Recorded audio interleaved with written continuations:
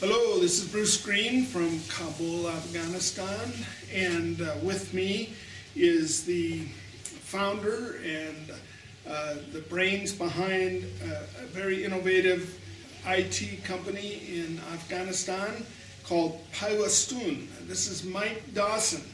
And Mike, what is the meaning of this word Paiwastoon? Well, Paiwastoon means connect and unity, and it's present in both Dari and Pashto in various forms. Paiwastoon is an IT company that's been established 7 years now. We've been active, and we've been working to use technology to overcome development challenges in Afghanistan. Typically no shortage of that to take in. When Taliban fell, there was no operational cell phone network of any kind. Okay, so what's it like now? Now there's between 10 and 15 million active mobile subscribers. And most of them using this kind of a simple little cell phone? Most of them are using various, simple little cell phones. They're not smartphones, they're not iPhones. Some of them are just a black and white text type, and some of them are a bit, color screen, can have a few MP3s, a few movies, something like that. But you find them in the remotest villages. You find them all over the place. The information age has slammed into Afghanistan, it sounds like.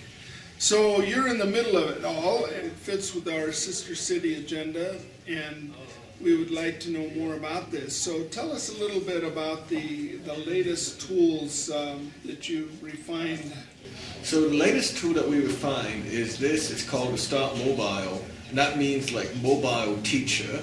And what it has the whole Afghan national literacy curriculum, which is about 200 lessons and around nearly 300 hours of instruction according to ministry guidelines, on one $45 mobile phone with a $4 memory card inside of it. We said, how can we get this onto a device that most Afghans would have access to? And what the Ustad Mobile system does is it brings us everything that you would have in a normal courseware, audio, video, multiple choice questions, fill in the blank exercises, mini games, quizzes. It puts all of those things on a $45 mobile phone, instead of on a laptop or a tablet or something which is way, way more expensive and difficult to maintain.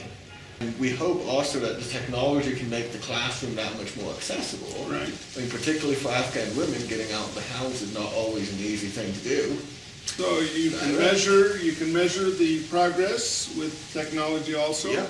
So as they complete certain milestones, you incentivize it by giving them what you call bonuses, or like a rebate almost. Exactly. So they buy it, but with the idea that if they really use this, they could recuperate. They could get it back. So one model certainly could be that the student has to buy the phone, but then they get that with an understanding that if they complete the chapters, that money will come back to them.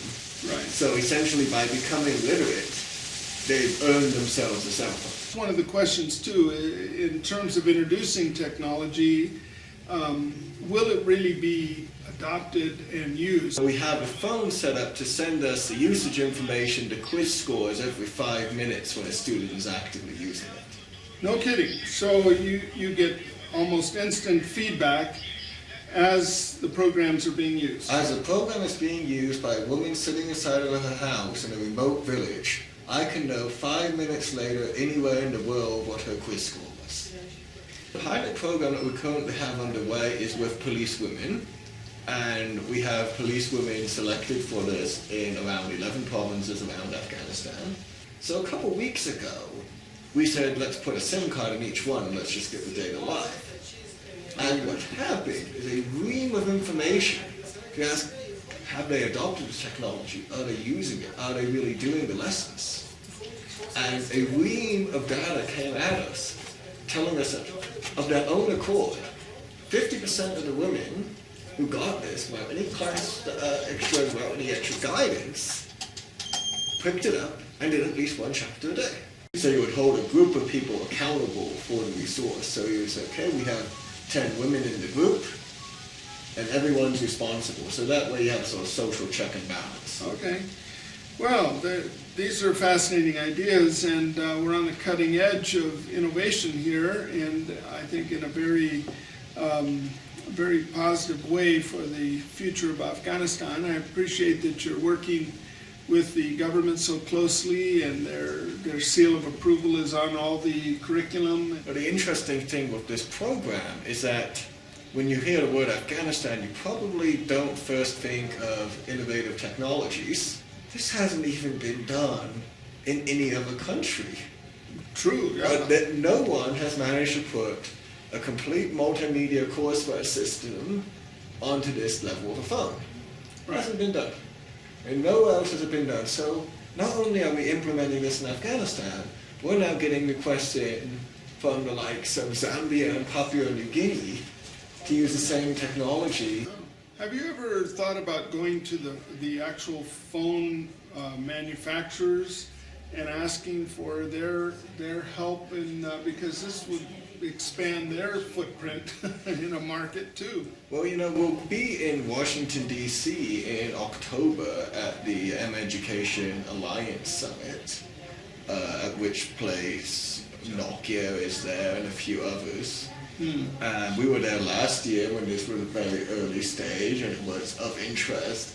Now it's pretty well developed. All the software is available via our websites. We have open source projects on 2 of these items.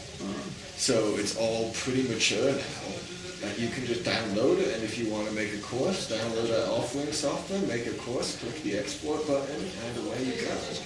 Oh, wow, well that's amazing.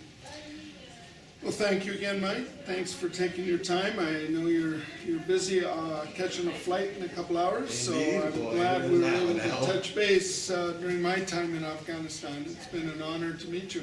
Thank you very much. Thanks for your time and thanks for talking to me. Right. Thanks.